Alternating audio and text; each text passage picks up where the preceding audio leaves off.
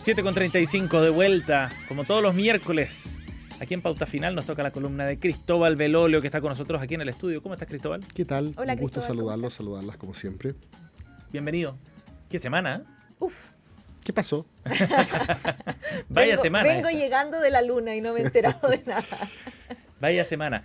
Oye, bueno, ha estado bien intensa, hay hartos temas que abordar, pero interesante lo que nos planteabas hoy día, Cristóbal, de abordar la situación, que es muy pertinente además pensando en que viene un proceso electoral el próximo año, de los diagnósticos políticos que hacen los distintos bloques y eventualmente también algunos personajes políticos de peso, respecto a las lecturas del momento político sobre las cuales se construyen luego propuestas, ¿no? Y programas de gobierno eventualmente.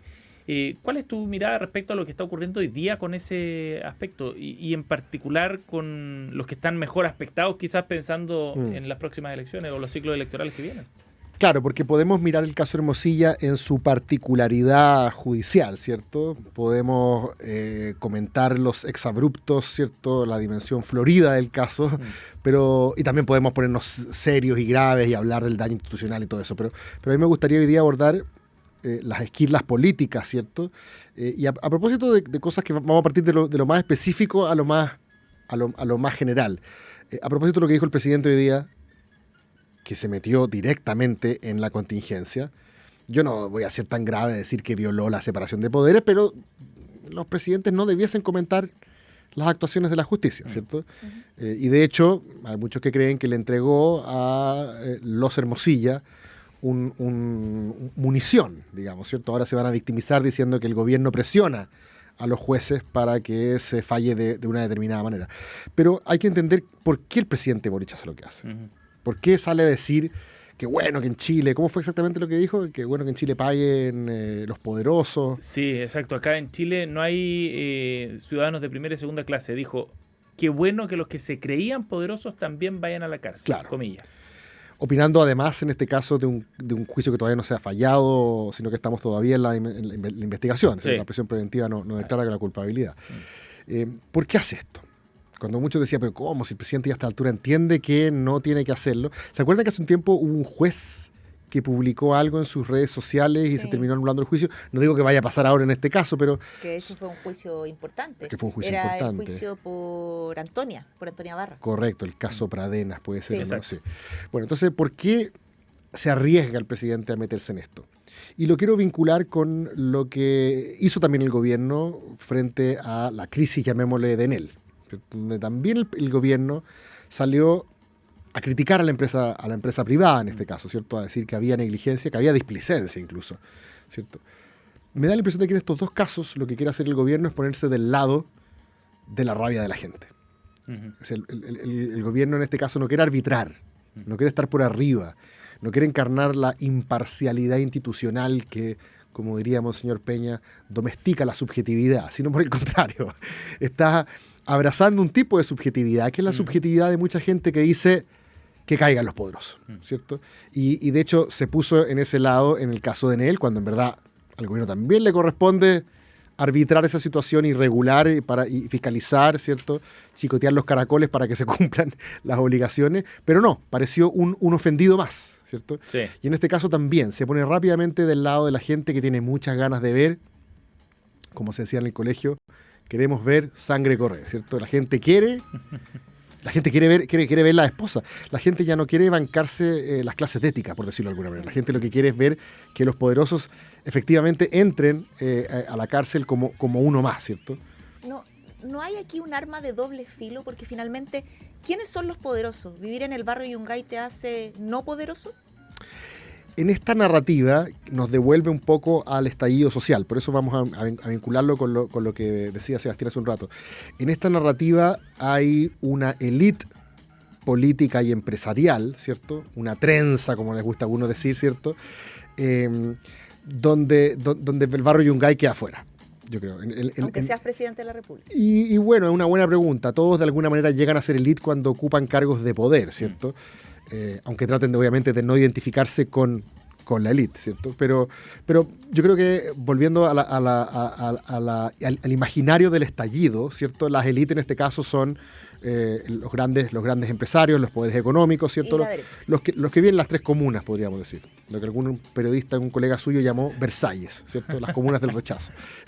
Es que me llama la atención porque en esas tres comunas también viven los ministros de este gobierno, las familias de los ministros de este gobierno, es correcto, por más que haya ya, hay un síndrome de abajismo. Por supuesto, porque el presidente sabe de aquí dónde ubicarse, sabe cuáles son los malos y cuáles son los buenos en esta historia. Entonces, ¿por qué me parece interesante? Porque el gobierno tiene pavor, ¿cierto?, a que la bronca que la gente le tiene a las élites que secuestran los beneficios del progreso y se la llevan pelá, por decirlo en castellano antiguo, ¿cierto?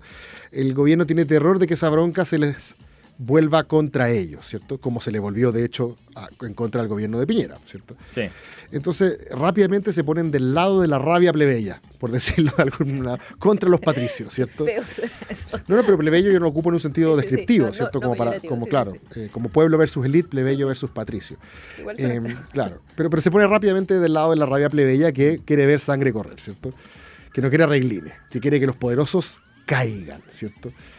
Y es interesante eso porque la derecha en el último tiempo ha circulado la tesis, creo que una vez lo comentamos aquí al pasar, una tesis que articuló Cristian Larroulé en un par de medios, diciendo que había un consenso en su mundo de que el estallido social había sido básicamente una combinación entre el saboteo deliberado, maletero de la izquierda radical, incluyendo el Frente Amplio y el Partido Comunista, y sus aliados en la región, incluyendo Cuba y Venezuela.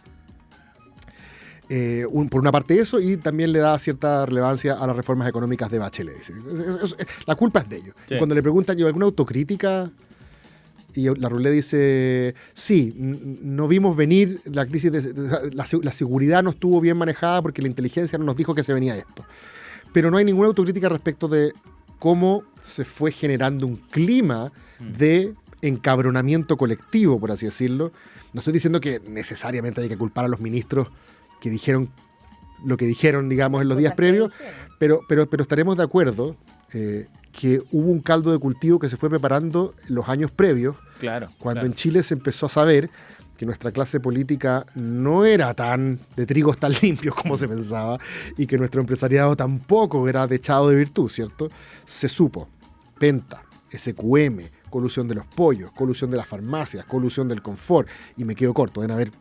Entre medio estaba el caso de los curas, o sea, todas las instituciones de algunos curas pedófilos.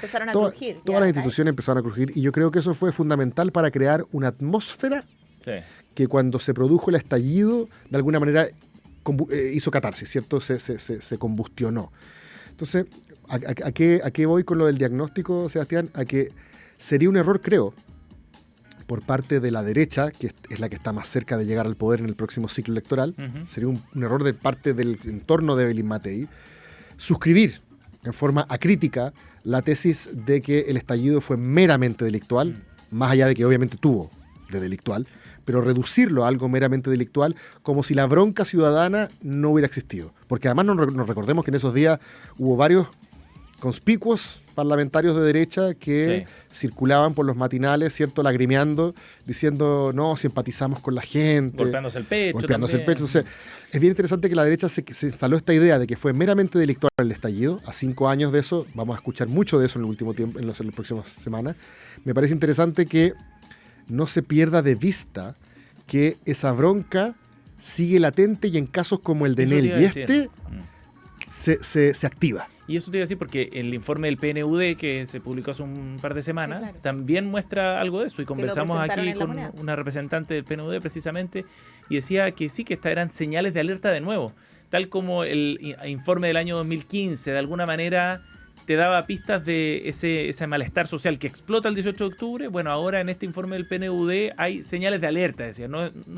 Aquí no hay un destino marcado tampoco, pero pareciera que no se quiere ver eso de alguna forma. Sí, es cierto que pareciera que no hay agua en la piscina para otro estallido, aunque probablemente tampoco nadie lo vio, como no lo vimos venir, se decía, tampoco nadie lo vio, digamos, en la previa del anterior, pero probablemente ahora menos todavía, porque pareciera que el vértigo que nos generó el proceso refundacional nos dejó a todos medio turulatos, como que nadie quiere volver a repetir toda esta intensidad, ¿cierto? Cuando alguien, El costo muy alto. claro, un político del Frente Amplio decía vamos a meterle inestabilidad. Bueno, parece que después de la pandemia lo que la gente ahora quiere es un poquito más de tranquilidad. Entonces no estoy seguro de que se estén las condiciones dadas para eso. Pero volviéndolo al diagnóstico, me parece que sería un error de la derecha creer que este asunto está resuelto. Y episodios como estos así lo revelan. La gente dice, no nos olvidamos de que hay algunos que abusan. Ajá. No nos olvidamos de que los que están arriba, apenas puedan, ¿cierto? Van a abusar de su poder. Y por eso creo que el presidente Boric rápidamente trata de ponerse en el lado de empatizar, digamos, con esa rabia, más que arbitrarlo imparcialmente. Eso te iba a decir, pues entonces quizás el presidente no está tan errado en su mensaje. Está errado desde el punto de vista de su rol institucional. Estratégicamente, él está jugando un juego político que yo creo que no lo hace como un mero exabrupto. Ese es mi punto. O sea, claro. no creo que esto sea A ver, todos los presidentes, tuvimos uno, ¿cierto?, hace poco también, que se decía que tenía incontinencia, ¿cierto? A veces uno desliza, ¿cierto?, palabras que después le habría gustado, ¿cierto?, guardarse. Y en este caso puede también ser el caso. Y muchos lo están criticando porque, ahí tan bien, ¿cierto?, le está entregando una herramienta ahora a los Hermosilla. De hecho, eso es lo que más se le critica. ¿Eh? Se le critica que de alguna manera está victimizando, está haciendo que los Hermosilla se victimicen contra el gobierno. Les hizo un regalo argumentativo. Pero yo creo que estratégicamente lo que él está tratando de hacer es decirle a la gente, ustedes salieron a marchar contra los abusos, ustedes salieron a marchar contra los poderosos, ¿cierto? Nosotros seguimos estando del mismo lado. Eso yo creo que es un poco lo que... Estamos conversando con Cristóbal Belolio en su columna de los días miércoles. Cristóbal, tengo una duda. Si la derecha comete el error de no entender las causas del estallido más profundas, ¿no? Sí. Que no tenía que ver o que no necesariamente era solo un estallido delictual, como lo han dicho ellos. Claro. ¿Qué pasa con la lectura que hace el gobierno? Te lo pregunto porque hablaba en su momento, el gobierno intentó meter una reforma tributaria para los súper ricos. Sí. Ahora la ministra vocera, defendiendo las palabras del presidente, habla de los superpoderosos. Claro. Entonces, finalmente, hay un tema ahí, y insisto en el punto anterior, ¿no?, que tiene que ver con quiénes son los súper ricos, los superpoderosos, y finalmente, por qué en vez de buscar una sociedad que sea en la práctica inclusiva y tratar de terminar con las brechas que existen en términos de posibilidades, de oportunidades financieras o lo que tú quieras, terminas poniendo un otro al frente para atacarlo. Es un buen punto, porque ese es el signo de la política adversarial de nuestros tiempos, ¿cierto? Y el gobierno de alguna manera, no el gobierno, hablemos de la izquierda en general, el mundo progresista tuvo a la derecha contra las cuerdas en el primer proceso constituyente y probablemente abusó de la narrativa adversarial, ¿cierto? Los excluyó del proceso justamente para decir, ustedes han sido los abusadores, no pidan ser parte del acuerdo, sí, claro. ¿Cierto? Pero todo lo que ha pasado después de eso, lo que algunos llaman la restauración conservadora, ¿cierto? El segundo proceso con el triunfo republicano, de alguna manera hizo que el mundo de la izquierda, ella se viera entre las cuerdas. Es decir, la izquierda quedó ahora como media, entonces ahora le vuelve el habla, y por eso digo que le conviene recordar que en el estallido, ¿cierto?, había un sentir mayoritario que justamente quería poner en el banquillo los acusados a los poderosos. Y esto no es nuevo. Acuérdense que la reforma tributaria de Bachelet, cuando comienza a publicitarse con una campaña del gobierno, hablaba de los poderosos de siempre. Ah, claro. Toda la razón. Esa narrativa adversarial, ya en ese entonces la veíamos, claro. Ahora, lo que es interesante es que si uno compara para atrás, efectivamente yo creo, Sebastián, que los últimos 3 gobiernos han partido de diagnósticos errados. Bachelet 2, ¿cierto?, partió del diagnóstico de que los jóvenes en la calle, las movilizaciones del 2011, habían corrido el cerco de lo posible, ¿cierto? Y ahora sí, que no había senadores designados, que no había, ¿cierto? Ahora sí que tenían mayoría parlamentaria, era el momento de hacer un gobierno verdaderamente progresista, ¿cierto? Los chilenos querían derrumbar el modelo a martillazo, ¿cierto? ¿Se acuerdan? Ese era el diagnóstico de Bachelet 2. Sí, claro. ¿Cierto? Y a poco andar, eso terminó mostrando sus grietas y vino cabal, ¿cierto? Y terminó... La reforma educacional también, a tirones. No terminó bien, ¿cierto? Es decir, se enamoraron, creo yo, de un diagnóstico que era todavía muy precario. En el caso de Piñera 2, lo mismo. Piñera 2 dijo, mira, si gané tan fácil contra Guillén la segunda boda, que es la del estallido delictual, sin ver estas señales. Oye, Cristóbal, y eso significa, si los diagnósticos han estado errados ya reiteradamente, que quizás lo que se espera más bien es un asunto más de gestión, más que de dejar una narrativa específica tan altisonante. Sí, es un buen punto. Hoy día alguien me preguntaba, bueno, ¿cuál sería el sello de Matei, por ejemplo? La verdad no tengo idea. O sea, más allá de lo obvio, de decir, metámosle leños a la locomotora de la economía, recuperemos el crecimiento, no sé, al 4%. Pero que quizás con eso basta. Y con eso basta, y más mano dura. Sabiendo que es un problema que no tiene solución, digamos. Las percepciones pueden cambiar un poco, pero no mucho más que eso. Le quita mucha épica a toda la discusión, pero... Sí, por supuesto, sí. Yo no estoy diciendo que tener narrativas metafísicas, digamos, cósmicas respecto de tener la solución a todos los problemas y que todo calce sea indispensable. Eso muchas veces sirve para la poesía de la campaña, pero como se suele decir, se gobierna en prosa. Pero hay otros diagnósticos que me parece que no han sido errados. Ahora tú me podrás decir que eran otros tiempos. El diagnóstico de Aylwin, por ejemplo.